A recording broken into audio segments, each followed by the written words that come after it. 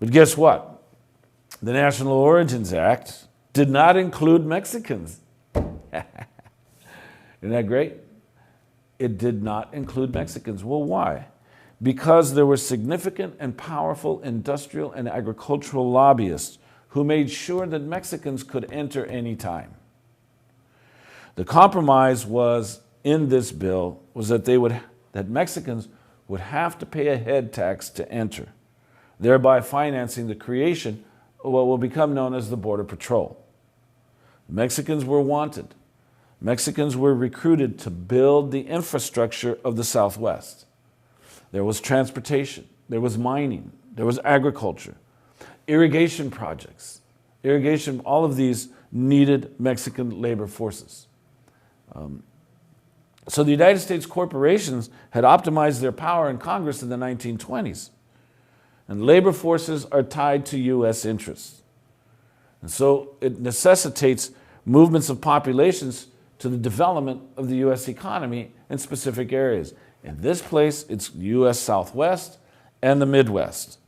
Railroads, agriculture, mining, irrigation projects assured and perpetuated the need for Mexican labor. So students, you are reading a particular chapter by Zaragoza Vargas that helps us understand the need for labor in this era.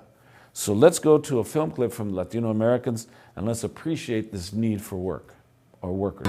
El Paso was the Ellis Island for Mexicans.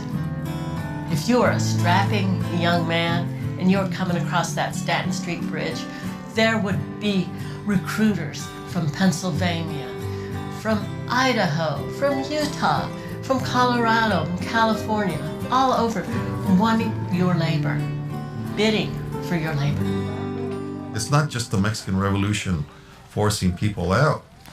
The exodus, if you will, is propelled by the revolution, but it began before that. It has to do with the great labor demand for the booming agricultural economy of the Southwest. This is when the great aqueducts in California are built. This is when the Central Valley towns in California are founded. Same thing is happening in Texas. You have these desert lands being reclaimed and being farmed. So there was this sort of impetus that there were jobs. But if you're a woman, it's going to be harder for you to get across that border because it was like, well, you know, who's going to support you? Are you liable to become a public charge?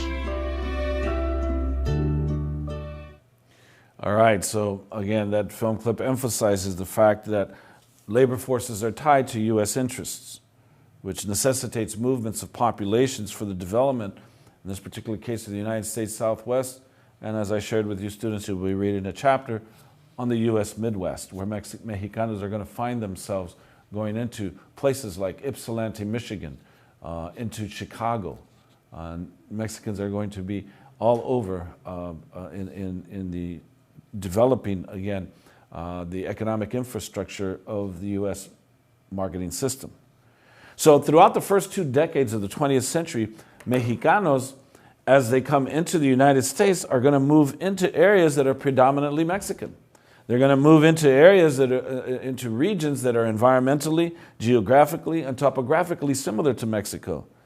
And as they entered, Mexicanos are all going to experience the economic discrimination through a dual wage system, through a dual wage structure.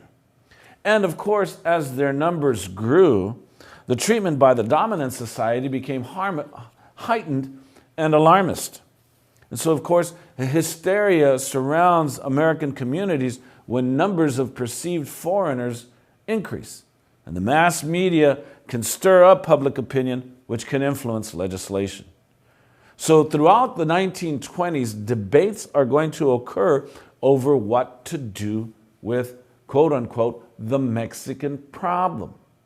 Now, the National Origins Act of 1924 did not include the Mexican in the legislation. Mexican, because of corporate interest, all they had to do now was pay a head tax.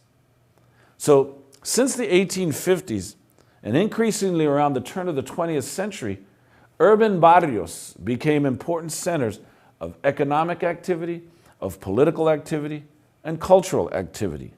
And so it becomes important for us to appreciate the creation or the development or an understanding of the Mexican barrio.